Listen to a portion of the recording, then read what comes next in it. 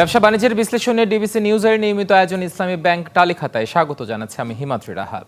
পুঁজিবাজারে সুশাসন প্রতিষ্ঠা ও বাজারের প্রতি বিনিয়োগকারীদের আস্থা ফিরিয়ে আনার লক্ষ্যে অন্তর্বর্তী সরকার বিশেষ গুরুত্ব আরোপ করেছে, যার প্রতিফলন হয়েছে এবারের বাজেটে তালিকাভুক্ত ও অতালিকাভুক্ত কোম্পানির মধ্যে কর হারের ব্যবধান বাড়ানো, মার্চেন্ট ব্যাংকের কর হার ও লেনদেনের উপর উৎসে কর কমানো পুঁজিবাজারের জন্য ইতিবাচক ভূমিকা রাখবে বলে মনে করছেন বাজার সংশ্লিষ্টরা। তবে বিপরীত চিত্রও আছে। অনেকের মতে সরাসরি বিনিয়োগকারীরা উপকৃত হবেন এমন কোনো প্রণোদনা নেই ঘোষিত বাজেটে। দর্শক, এসব নিয়ে টালিখাতার আজকের আলোচনার বিষয়, বাজেটে পুঁজিবাজার কি পেল। আলোচনা করতে আমাদের সাথে অনলাইনে যুক্ত আছেন অ্যালায়েন্স ফাইন্যান্স পিএলসির সিইও কান্তি কুমার সাহা এবং বাংলাদেশ মার্চেন্ট ব্যাংকার্স অ্যাসোসিয়েশনের প্রেসিডেন্ট মাজেদা খাতুন। আপনাদের দুজনকে স্বাগত আজকে আমাদের টালিখাতায়। শুরুতে কান্তি কুমার সাহা, আপনাকে দিয়ে শুরু করতে চাই। সদ্য ঘোষিত বাজেট যেটা আমরা সবাই দেখলাম, সবকিছু মিলিয়ে যদি সরাসরি প্রশ্ন করি, বাজেট কতটা পুঁজিবাজার বান্ধব হয়েছে আপনার দীর্ঘদিনের অভিজ্ঞতার নিরিখে, যদি সে বিষয়টা একটু পর্যবেক্ষণটা বিশ্লেষণ করে। ধন্যবাদ। ক্যাপিটাল মার্কেট নিয়ে বাজেটে তেমন কোনো থট থাকে না, এটাই আপনি যদি গত 10 বছর যদি বিশ্লেষণ করেন তাহলে এগুলোই দেখবেন। বাট স্পোরেটিক্যালি হয়তো কখনো ক্যাপিটাল গেইনের উপরে ট্যাক্স একটু বাড়ানো হয়েছে বা কখনো একটু সামান্য কমানো হয়েছে, অথবা আপনি যেটা বললেন যে এবার যেটা আছে টার্ন ওভার উপরে ট্যাক্স একটু কমানো হয়েছে। সো এই ধরনের ছোটখাটো জিনিস কিছু থাকে, but in general capital market নিয়ে কোনো ডিরেকশন বা কোনো ফিলসফি আমরা বাজেটে গত কয়েক বছর দেখিনি। এই বছর এটা হয়তো ডিফিকাল্ট, খুব অল্প সময়ের ভিতরে বিরাট একটা কিছু করা, কিন্তু নতুন কমিশন আসার পরে আমরা কিন্তু নিউজ পেপারে মিডিয়াতে বেশ কিছু জিনিস দেখেছিলাম যে নতুন যে আপনার ক্যাপিটাল ইস্যু রিলেটেড ড্রাফট ডকুমেন্টটা তৈরি হচ্ছে, যে আইনটা, ওইটা ওখানে বেশ কিছু ইনসেন্টিভ স্ট্রাকচারের কথা বলা ছিল, যে নতুন আইপিও আনার ব্যাপারে অনেকগুলো উদ্যোগ ছিল। ওই ধরনের 100% না হলেও আমরা কিছুটা এক্সপেক্ট করেছিলাম যে পুঁজিবাজারের যে গ্রোথটা সেটা কিন্তু আপনার টার্ন ওভার ট্যাক্সের উপরে ডিপেন্ডেন্ট না, এটা হচ্ছে আপনার number of shares, number of company, যত বেশি আইপিও আসবে, নতুন প্রোডাক্ট আসবে, ততই কিন্তু এটা ভাইব্রেন্ট হওয়ার একটা সুযোগ থাকে। সুতরাং আমাদের এই মার্কেটটা যেহেতু গত কয়েক বছর ফ্লোর প্রাইস দিয়ে আটকে রাখা হয়েছিল, স্বাভাবিকতা হারিয়েছে, এখানে কিন্তু একটা সুযোগ ছিল এই বছর অন্তত যে কমিশনের যে রিকমেন্ডেশন ছিল তার থেকে অ্যাটলিস্ট কিছু বাজেট দেওয়া, সো দ্যাট লাইক আমি বলতে পারি আপনাকে স্পেসিফিক্যালি যে কতগুলো কোম্পানি ব্যাপারে প্রপোজাল ছিল যে আইপিও যদি আসে, যদি 30% যদি ক্যাপিটাল যদি লিস্ট করে তাহলে হয়তো কয়েক বছরের ট্যাক্স হলিডে দেওয়া হবে, সে আপ টু 10%, আরেকটা 50% উপরে যদি কেউ লিস্টেড করে তাহলে সেটার জন্য আরো প্রণোদনা। এই ধরনের একটা স্ল্যাব বেসড কিন্তু একটা জিনিস মিডিয়াতে কিছুদিন ছিল, কিন্তু সাবসিকুয়েন্টলি এটা আর বাজেটের এই প্রিপারেশনের এই মাসে আর এটা নিয়ে কোনো আলোচনাই হয়নি। সুতরাং সেই হিসাবে বলবো যে মেজর কোনো স্টেপ কিন্তু ক্যাপিটাল মার্কেট নিয়ে এই বাজেটে তেমন কিছু নেই। অর্থাৎ খুব একটা বিনিয়োগকারী বান্ধব যে হয়েছে, আসলে সেই প্রশ্নটা রয়ে যায়। আপনার পর্যবেক্ষণ থেকে একটি বিষয় স্পষ্ট হলো। আপনাকে ধন্যবাদ, আপনার পর্যবেক্ষণটা তুলে ধরেছেন। মাজেদা খাতুন, আপনার কাছে একই একটা প্রশ্ন থাকবে, সেটা হচ্ছে আসলে এবারে বাজেটটা কতটা পুঁজিবাজার বান্ধব হলো। কান্তি কুমার সাহা তার পর্যবেক্ষণটা তুলে ধরেছেন, আপনার পর্যবেক্ষণটা জানতে চাই। সাথে আরেকটি প্রশ্ন যুক্ত করতে চাই, সেটা হচ্ছে শেয়ার বাজারে মার্চেন্ট ব্যাংকের কর্পোরেট যে কর, সেটা 10% থেকে কমিয়ে 27% করার উদ্যোগ নেওয়া হয়েছে। এর ইতিবাচক প্রভাব কতটা পড়বে? মাজেদা খাতুন, আপনারটা আনমিউট করতে হবে, আনমিউট করলে পরে আপনার দর্শকরা আপনাকে শুনতে পাবে। হ্যাঁ, শুনতে পাচ্ছি। ধন্যবাদ। আমি প্রথমে আসলে সরকার এবং আমাদের যে বিশেষ যে সরকারি যিনি ওই মিস্টার আনিসুজ্জামান স্যার, তাদের ধন্যবাদ জানাতে যাই। মার্চেন্ট ব্যাংকের কর হারটা একটা ন্যাশনাল ওয়েতে তারা এটা করেছেন, এবং এটা আসলে অনেক দিনের বিষয় ছিল, আমাদের অন্যান্য ইন্টারমিডিয়েরিজ গুলার সমপর্যায়ে আনার বিষয়টা ছিল আর কি। তো শেষ পর্যন্ত সেটা আমরা তাদেরকে বুঝাতে সক্ষম হয়েছি। আসলে আমরা ক্যাপিটাল মার্কেট ইন্টারমিডিয়ারিজ এবং আমাদের এই ট্যাক্স হারটা আসলে অনেক বেশি ছিল। আপনি যেমনটি বলছিলেন যে আসলে এটা কি প্রভাব পড়বে, অবশ্যই এটা তো মার্চেন্ট ব্যাংকের সক্ষমতা বৃদ্ধি করবে, এবং যেটা বলা হচ্ছে যে আসলে ক্যাপিটাল মার্কেটে আপনি যত ভালো ইস্যু আনতে পারবেন, আইপিও আনতে পারবেন, বিশেষ করে আমি একটু জোর দিতে চাই কিছু রিস্ক রিসার্চ ওয়ার্ক যত আমরা করতে পারবো। আমরা আসলে পুঁজিবাজার বলতে যখন কথা বলি, বেসিক্যালি আমরা ট্রেডিং ভিত্তিক কথাগুলো বলি, সেকেন্ডারি মার্কেট নিয়ে কথাগুলো বলি। তো আমার মনে হয় এখানে আমরা প্রাইমারি মার্কেট ইস্যুতে যদি কাজ করতে হয়, সেক্ষেত্রে আইসিবি এবং মার্চেন্ট ব্যাংকগুলোর এখানে বড় ভূমিকা রয়েছে।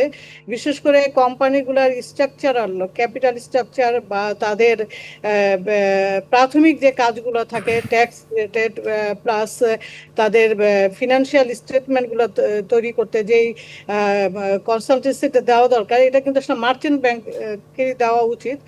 এই জায়গাটা আমার মনে হয় আমরা খুব বেশি মানে ফোকাস না, বা যারা এই জায়গায় আসবেন তারা ওই বিষয়ে খুব মানে প্রথম থেকে অ্যাওয়ার না। বিষয়টা এমন হয় যে আমরা আসলে যখন বড় মানে দীর্ঘমেয়াদী অর্থায়নের ক্ষেত্রেও আমরা আসলে ব্যাংকে ব্যবহার করেছি, শুধু বড় বড় কোম্পানিরা না, সরকার নিজেও। তো এই জায়গায় হচ্ছে আমাদের সমস্যাটা হয়ে গেছে, যেটা আসলে এই যে বাজেটে যে আপনি দেখবেন যে সরকার একটা বড় ব্যাংক বড়োইং, এটা বহু বছর থেকে চলছে। তো এটা হঠাৎ করে এখানে এসে তো এমন একটা পর্যায়ে আসলে নেওয়াটা সম্ভব না, এটা সময় লাগবে।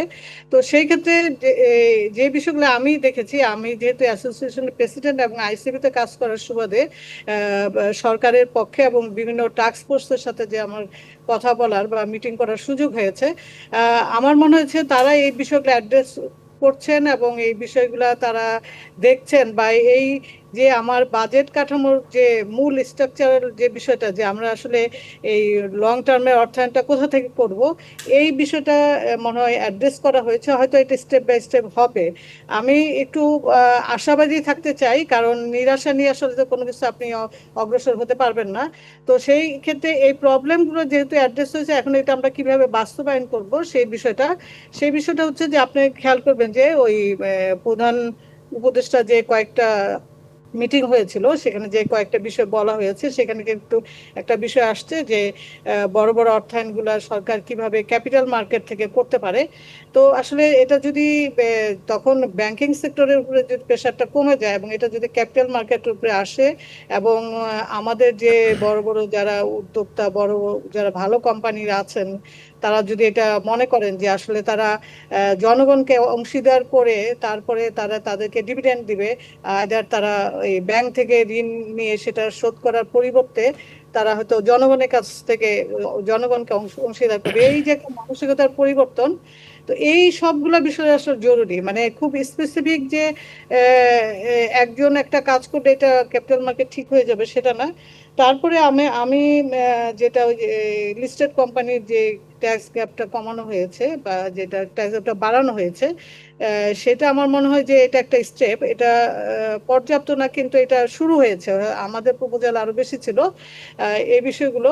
আর অর্থাৎ ধাপে ধাপে হয়তো তার প্রতিফলনটা কিছুটা হলেও দেখা যাবে। আপনারা থাকুন আমাদের সাথে, আমরা একটা ছোট্ট বিরতিতে যেতে চাই, বিরতির পর আবারও ফিরছি আলোচনায়। দর্শক, বিরতি নিচ্ছি, ইসলামী ব্যাংক তালিকা খাতায় সঙ্গে থাকুন। আবারও স্বাগত। ব্যবসা বাণিজ্যের বিশ্লেষণে ডিবিসি নিউজের নিয়মিত আয়োজন ইসলামী ব্যাংক তালিকা খাতায়। আলোচনার বিষয় বাজেটে পুঁজিবাজার কি পেল। আমরা ফিরছি আলোচনায়। কান্তি কুমার সাহা, বিরতির পর আপনাকে দিয়ে শুরু করতে চাই। বিরতির আগে আপনি আপনার দারুণ পর্যবেক্ষণ তুলে ধরেছেন অভিজ্ঞতার আলোকে। এবার আরেকটি প্রশ্ন আপনার সাথে যুক্ত করতে চাই। বিএসইসির পক্ষ থেকে তালিকাভুক্ত ও অতালিকাভুক্ত এমন কোম্পানির মধ্যে করহারের ব্যবধান 10% করার প্রস্তাব করা হয়েছিল, কিন্তু পুরোটা আমলে নেওয়া হয়নি। এবারে বাজেটে আমরা যেটা দেখেছি সেটি এই ব্যবধান 5% কিংবা শর্ত সাপেক্ষে 7% পর্যন্ত আছে। কিভাবে দেখছেন বিষয়টা আপনি?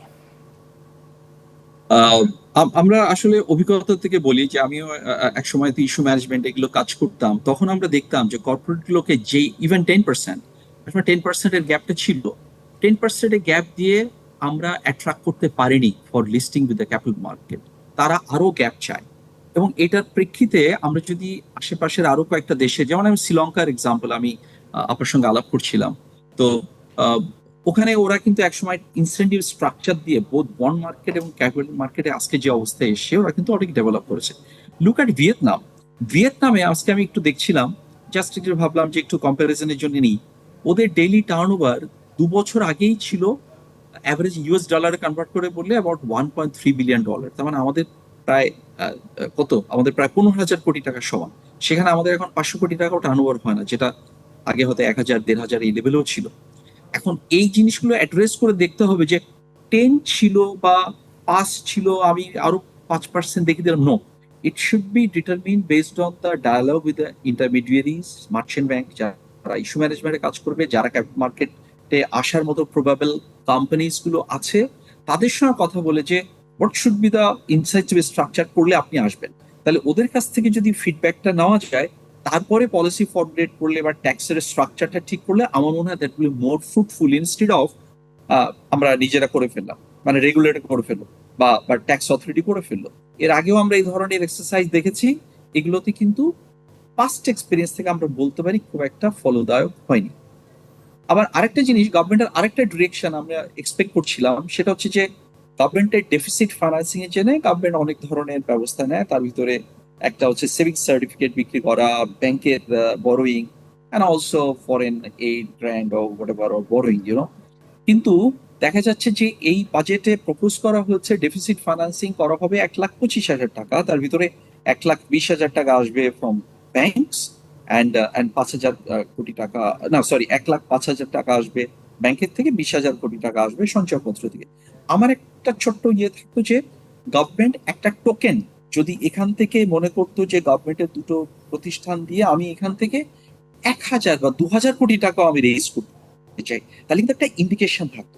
আজকে যারা এগুলো নিয়ে কাজ করছে, আমরা যে এত বছর ধরে বলে আসছি যে গভর্নমেন্টের প্রজেক্টের ফাইন্যান্স গুলোর জন্য গ্রিনফিল্ড প্রজেক্ট বা বিএমআরই বা এইগুলো কেন ক্যাপিটাল মার্কেটে আসে না, এখন সরকারি প্রতিষ্ঠানগুলোকেও খানিকটা পথ দেখাতে হবে, তাহলে কিন্তু অন্যরাও উদ্বুদ্ধ হবে।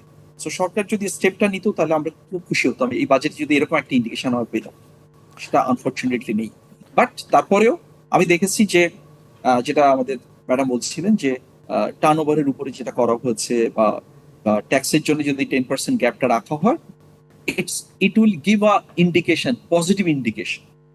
অফকোর্স কেউ আসুক না আসুক সেটা হয়তো পরের ব্যাপার, সেখানে অনেক ইস্যু আছে, রেগুলেটরের ব্যাপার আছে, অ্যাপ্রুভাল আছে, কত টাইমে অ্যাপ্রুভাল পাচ্ছে, ব্যাংকগুলো যদি লিকুইডিটি টাইট হয়ে যায় তাহলে আবার ক্যাপিটাল মার্কেটের একটা গ্রোথের একটা অপরচুনিটি আসে, এই জিনিসগুলো আছে। বাট ইন্ডিকেশন গুলো যদি থাকে, আমার মনে হয় এটার একটা ওভারঅল একটা পজিটিভ টোন মার্কেটের উপরে অবশ্যই আসবে।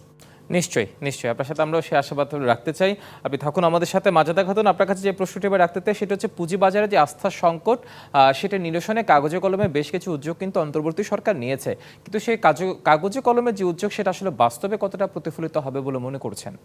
যেটা আমি মানে আমার দেখার সুযোগ হচ্ছে বা আমি যেটা বুঝছি যে আসলে সরকার খুবই আন্তরিক বা এই বিষয়গুলো নিয়ে তারা অ্যাড্রেস করছে বা বিভিন্নভাবে বিভিন্ন স্টেক হোল্ডারদের সাথে মিটিং করছেন। যেটা বলা হলো যে আসলে সবার মতামত নেওয়াটা, তো সেভারাল টাইমস তারা বসছেন না যে আমাদের বিভিন্ন অ্যাসোসিয়েশনগুলোর সাথে। আর আস্থার সংকট বলতে যে বিষয়টা যে আসলে আমরা আসলে আমাদের দেশে এখন পলিটিক্যাল সিচুয়েশন বলেন বা এটা নর্মাল অবস্থায় নাই, তো এই যে একটা অবস্থার মধ্যে দিয়ে যাচ্ছি, প্লাস গ্লোবাল কিছু ইস্যু তো অবশ্যই আছে। তা আর একটা বিষয় হচ্ছে যে আপনি যখন সংস্কারটা কিন্তু আসলে রাতারাতি হয়ে যায় না, এটা আমার মনে হয়। আরেকটা বিষয় যে আপনি সংস্কারগুলো যে করবেন সেটা খুব স্লোথ অবস্থায় সংস্কারগুলো খুব কার্যকর করা খুব মুশকিল হয়ে যায়। তো এটা একটা বিষয়, কিন্তু আস্থার সংকট আমার মনে হয় ধীরে ধীরে কাটবে। এবং এখন যে মার্কেটের যে অবস্থায় আছে, আমার মনে হয় বিনিয়োগকারীরা এখন ইনভেস্টমেন্টে আসতে পারেন। এবং আমরা সামনে যেসব আমাদের যে বাজেটে যে প্রজেকশনগুলো দেওয়া হয়েছে, ইনফ্লেশন রেট এবং আমাদের রেমিটেন্স বাড়ার বিষয়ে, এবং আমরা আশা করছি যে আমাদের ইন্টারেস্ট রেটও কিছু কমে আসবে, এই ধরনের প্রজেকশন করা হচ্ছে, সেই ক্ষেত্রে হয়তো আমরা এখন আমাদের ইনভেস্টমেন্টে আসা উচিত। এবং আরেকটা কথা আমি আমার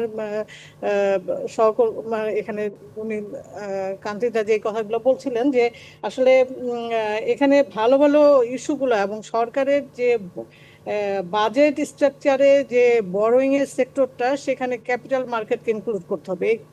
এই কৌশলগত এই জায়গার মধ্যে ক্যাপিটাল মার্কেটকে ইনক্লুড করতে হবে এবং এটা ধীরে ধীরে হলেও করতে হবে। এবং আপনারা, আমি যতটুকু জানি, সরকারের প্রতিষ্ঠানগুলোকে মার্কেটে আনার জন্য সরকার কাজ করছে অলরেডি। এটা উচ্চ পর্যায়ের অনেক সভা হয়েছে এবং সেই বিষয়ে আমরা আশাবাদী যে আসলে ভালো ভালো প্রজেক্টগুলো আসবে।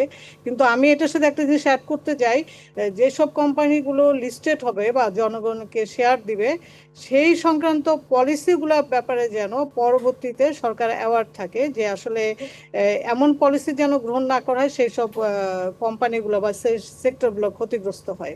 মানে আমাদের দেশেও যেটা হয় যে ঘন ঘন অনেক পলিসি চেঞ্জ হয়, যেটা আমরা অতীতে দেখেছি, এবং সেটা বিভিন্ন গোষ্ঠীর স্বার্থে বা ব্যক্তির স্বার্থে হয়। সেটার জন্য আসলে আমি সবসময় বলি যেন জনস্বার্থে হয়। এবং এই পলিসি মেকিং এর ক্ষেত্রে যে বিভিন্ন রিসার্চ স্টেক গুলো হোল্ডার আছে বা যারা আছে, মানে সবার মতামত নিয়ে যেন গ্রহণ করা হয়, এটা নিশ্চয়ই একটা নিশ্চয়ই, বড় যাতে সেটা issue। সর্বজনীন এবং সর্বজন গ্রহণযোগ্য, সর্বজন বিদিত হয়। নিশ্চয়ই আপনার দুজনকে অসংখ্য ধন্যবাদ, কান্তি কুমার সাহেব এবং মাজেদা খাতুন, আপনাদের মূল্যবান সময় আজকে আমাদের ইসলামী ব্যাংক টালি খাতায় এসে দেওয়ার জন্য। দর্শক, ব্যবসা বাণিজ্যের বিশ্লেষণ নিয়ে ডিবিসি নিউজের নিয়মিত আয়োজন ইসলামী ব্যাংক টালি খাতা আজ এ পর্যন্তই। সঙ্গে থাকুন।